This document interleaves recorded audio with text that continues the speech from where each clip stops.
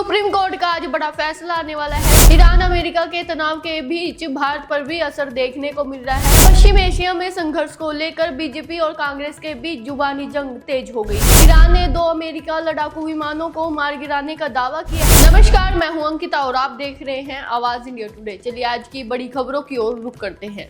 Supreme court का आज बड़ा फैसला आने वाला है। सबरीमाला मंदिर में महिलाओं के प्रवेश से जुड़े विवाद पर 7 अप्रैल से 9 जजों की बेंच सुनवाई शुरू करेगी। ईरान अमेरिका के तनाव के बीच भारत पर भी असर देखने को मिल रहा है। मध्य पूर्व में बढ़ते युद्ध के बीच भारत ने 7 साल बाद फिर से ईरान से तेल और एलपीजी खरीदने का फैसला किया है। सरकार ने जनता से अपील की है कि वे घबराहट में आकर ईंधन का स्टॉक ना करें। अगर मौसम विभाग की बात करें तो मौसम विभाग ने चेतावनी जारी कर दी है। आज पंजाब, हरियाणा और राजस्थान में तेज आंधी के साथ बारिश और ओला गिरने की संभावना भी है। किसानों को तैयार फसल बचाने की सलाह भी दी गई है। पश्चिम एशिया में संघर्ष को लेकर बीजेपी और कांग्रेस के बीच जुबानी जंग तेज हो गई है और पीएम मोदी ने विपक्षी दलों के बयान पर भी सीधा निशाना साधा है। भारत बांग्लादेश सीमा पर तस्करी रोकने के लिए बीएसएफ ने नई निगरानी तकनीकी तैनात कर दी है। हिमाचल प्रदेश के कुल्लू में एक बड़ी दुर्घटना की खबर सामने आई है। प्रशासन राहत कार्य में जुटा है। राजस्थान में जैसलमेर के पास एक नए सोलर पावर प्लांट को लेकर केंद्र सरकार ने फंड जारी किया है। दिल्ली में मेट्रो में बिना अनुमति सामान बेचने पर अब 5,000 रुपए तक का भारी जुर्माना लगेगा। भीषण गर्मी और बढ़ते प्रदूषण के कारण उत्तर भारत के शहरों में D10 और स्किन केयर को लेकर डॉक्टरों ने गाइडलाइन जारी कर दी है। आईपीएल के रोमांचक मुकाबले में राजस्थान रॉयल्स ने गुजरात को 6 रनों से हरा दिया है। वित्तीय वर्ष की शुरुआत के साथ ही बैंकों ने अपने सर्विस चार्ट और केवाईसी नियमों में बदलाव किया है। ईरान ने 2 अमेरिका लड़ाकू विमानों को मार गिराने का दावा किया है, जिसने पूरी दुनिया में तहलका मचा दिया है। मौसम विभाग ने अमृतसर, लुधियाना और जलंधर सहित कई जिलों में तेज आंधी और ओलावृष्टि की चेतावनी जारी की है। अगर पंजाब के तापमान की बात करें तो अधिकतम तापमान 28 डिग्री और न्यूनतम तापमान 16 डिग्री रहने का अनुमान है। बदलती ऋतु के कारण बच्चों में वायरल बुखार और एलर्जी के मामले बढ़ रहे हैं। नमस्कार, मैं हूं अंकिता और आप देख रहे हैं आवाज इंडिया टुडे। चलिए आज के पंजाब की बड़ी खबरों की ओर रुख करते हैं। पंजाब में आज भी पश्चिमी विक्षोभ का असर जारी है। मौसम विभाग ने अमृतसर, लुधियाना और जलंधर सहित कई जिलों में तेज आंधी और ओलावृष्टि की चेतावनी जारी की है। लगातार हो रही बारिश के कारण किसानों की चिंता बढ़ गई है। गेहूं की फसल कटाई के लिए तैयार है, लेकिन बेमौसम बारिश और ओले ने किसानों के माथे पर चिंता की लकीर खींच दी है। पंजाब सरकार ने मंडियों में अनाज को भीगने से बचाने के लिए पुख्ता इंतजाम करने के निर्देश भी जारी कर दिए हैं। 7 अप्रैल से फिर पंजाब में मौसम बिगड़ने वाला है। मौसम वैज्ञानिकों के अनुसार एक और नया पश्चिमी विक्षोभ 7 अप्रैल से दस्तक देगा, जिससे अगले हफ्ते में मध्यम तक रुक रुक कर बारिश होने की संभावना है। अगर पंजाब के तापमान की बात करें तो अधिकतम तापमान 28 डिग्री और न्यूनतम तापमान 16 डिग्री रहने का अनुमान है। भारत पाकिस्तान सीमा पर सतर्कता बढ़ा दी गई है। बीएसएफ ड्रोन गतिविधियों पर पैनी नजर रखे हुए है। पंजाब स्कूल शिक्षा बोर्ड द्वारा परीक्षा परिणामों की तैयारी जोरों शोरों से चल रही है। बदलती ऋतु के कारण बच्चों में वायरल बुखार और एलर्जी के मामले बढ़ रहे हैं। खेती के सीजन को देखते हुए ग्रामीण फीडरों पर बिजली की सप्लाई का नया शेड्यूल लागू कर दिया है। लुधियाना की होजरी इंडस्ट्रियल में नए ऑर्डर को लेकर व्यापारियों की बैठक हुई है। जलंधर अमृतसर हाईवे पर कुछ जगहों पर मरम्मत कार्य के चलते रूट डाइवर्ट किए गए हैं। पंजाब सरकार ने सरकारी इमारतों पर सोलर पैनल लगाने के अभियान को भी तेज कर दिया है। स्वर्ण मंदिर में श्रद्धालुओं की भीड़ को देखते हुए सेवादारों की संख्या में भी बढ़ोतरी की गई है। पंजाब की कानून व्यवस्था के मुद्दे पर राजनीतिक बयानबाजी भी तेज हो गई है। हरियाणा में सुरक्षा व्यवस्था बढ़ा दी गई है। गुरुग्राम में साइबर सिटी में जल भराव की समस्या, किसानों के लिए जरूरी सूचना भी जारी कर दी है। नमस्कार, मैं हूं अंकिता और आप देख रहे हैं आवाज इंडिया टुडे। चलिए आज की हरियाणा की बड़ी खबरों की ओर रुख करते हैं। मौसम विभाग ने हरियाणा में हाई अलर्ट जारी कर दिया है। हरियाणा में सक्रिय हुई पश्चिमी विक्षोभ के कारण अगले 24 घंटों में हिसार, सिरसा, फतेहाबाद और जींद सहित कई जिलों में तेज आंधी और बारिश की चेतावनी जारी की गई है और कई इलाकों में ओलावृष्टि की संभावनाएं भी जताई जा रही है। किसानों के लिए जरूरी सूचना भी जारी कर दी है। गेहूं की कटाई का सीजन चरम पर है। ऐसे में मौसम विभाग ने नई किसानों को सलाह दी है कि कटी हुई फसलों को सुरक्षित स्थानों पर रखें। मंडियों में उठान कार्य भी तेज कर दिया गया है।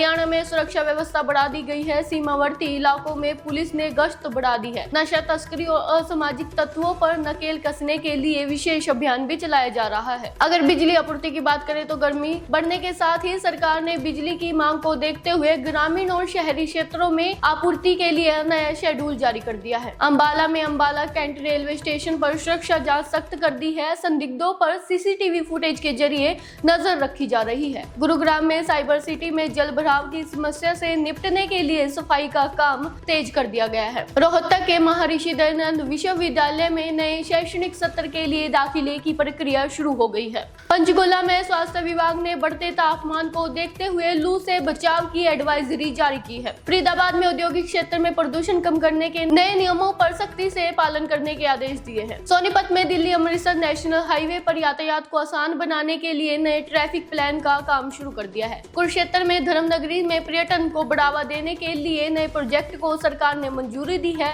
भिवानी में स्थानीय खेल स्टेडियम में युवा खिलाड़ियों के लिए विशेष ट्रेनिंग कैंप का आयोजन भी किया जा रहा है। पानीपत में टेक्सटाइल उद्योग में कच्चे माल की कीमतों में उतार चढ़ाव से व्यापारियों में हलचल तेज हो गई है। यमुनानगर में हथनी कुंड पर जल स्तर की निगरानी तेज कर दी गई है। पहाड़ी इलाकों में बारिश का असर देखने की संभावना है। हिमाचल हाईकोर्ट ने राज्य सरकार को 30 अप्रैल 2026 तक हर साल में पंचायत चुनाव की प्रक्रिया पूरी करने के सख्त आदेश दे दिए। पर्यटकों के लिए महंगा सफर की खबर भी सामने आ रही है। नमस्कार, मैं हूं अंकिता और आप देख रहे हैं आवाज इंडिया टुडे। चलिए आज की हिमाचल की बड़ी खबरों की ओर रुख करते हैं।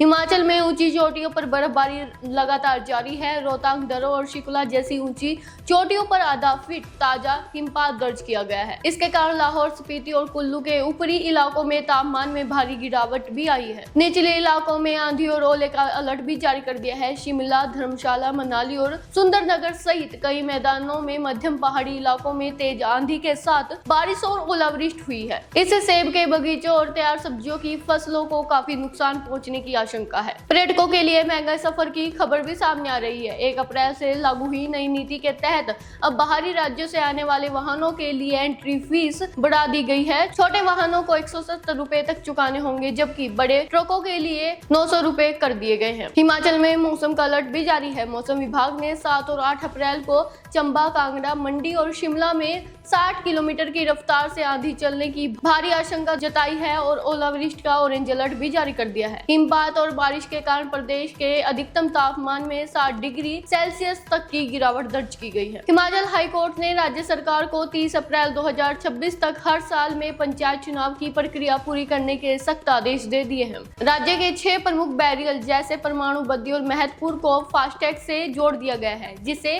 कैश लेन देन कम होगा। 15 अप्रैल को हिमाचल दिवस के उपलक्ष्य में होने वाले राज्य स्तरीय कार्यक्रम की तैयारी शुरू हो गई है। भारी बारिश और बर्फबारी के कारण कुल्लू और लाहौर के कुछ आंतरिक संपर्क मार्ग प्रभावित हुए हैं। जंगलों में आग की घटनाओं को रोकने के लिए विभाग ने सैटेलाइट निगरानी और स्थानीय कमेटियों को अलर्ट रहने के लिए कहा है। बर्फबारी की खबर के बाद मनाली और शिमला में पर्यटन की आवाजाही बढ़ने की उम्मीद है। बढ़ते वायरस मामलों के बीच स्वास्थ्य विभाग ने चंबा और सिरमौर के दुर्गम इलाकों में अतिरिक्त दवाइयां भेजने के निर्देश दिए हैं। पहाड़ों पर धुंध और फिसलन को देखते हुए चालकों को रात के समय सफर न करने के लिए सलाह दी गई है। कल रात हुए रोमांचक मुकाबले में राजस्थान रॉयल ने गुजरात टाइटंस को 6 रनों से हराकर जीत दर्ज कर ली।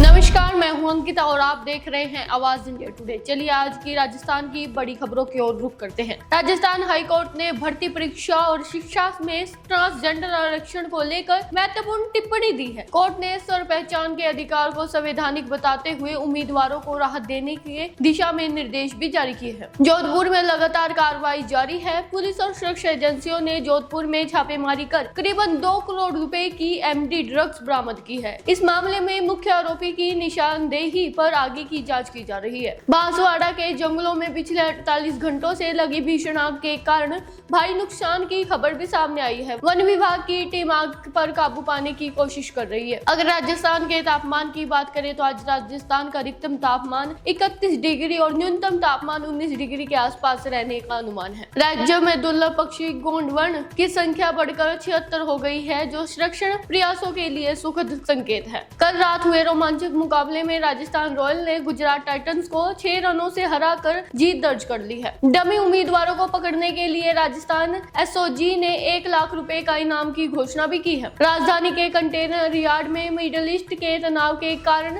एक्सपोर्ट और इंपोर्ट पर काम प्रभावित हो रहा है। डूंगरपुरा के स्वास्थ्य मॉडल को अब पूरे राजस्थान में लागू करने की तैयारी है। इसके लिए 24 अप्रैल को बड़ी कार्यशाला होगी। जोधपुर की यशवर्ती सोनी ने 4 साल में 12.5 सेंटीमीटर लंबे नाखून बढ़ाकर रिकॉर्ड कायम किया है। लाखेरी इलाके में आवारा कुत्ते के आतंक से लोग परेशान हैं। जैसलमेर और बीकानेर में सीमावर्ती क्षेत्रों में नए सोलर प्रोजेक्ट के लिए बजट आवंटन की प्रक्रिया तेज हो गई है। मिडिल ईस्ट में तनाव लगातार जारी है। ईरान और इजराइल के बीच तनाव अपने चरम पर पहुंच गया है। बांग्लादेश ने अंडर 20 फुटबॉल में जीत हासिल की है। नमस्कार, मैं हूं अंकिता और आप देख रहे हैं आवाज इंडिया टुडे। चलिए आज की अंतर्राष्ट्रीय खबरों की ओर रुख करते हैं। मिडिल ईस्ट में तनाव लगातार जारी है।